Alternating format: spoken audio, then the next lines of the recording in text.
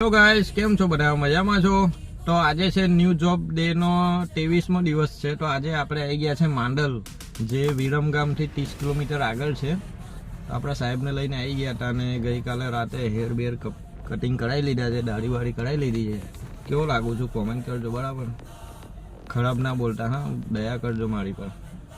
અને બીજું શું કહેતો હતો, માંડલ આવી ગયા છે. સવારે 5:30નો નીકળ્યો હતો, 12 વાગે પહોંચ્યો છું, બરાબર? હમણાં જોકે ટ્રાવેલ કરવાની મજા આવે, બીજું કંઈ છે નહીં જિંદગીમાં, કંઈ લઈને જવાના છે નહીં ને, એટલે ટ્રાવેલ કરવું સારું છે.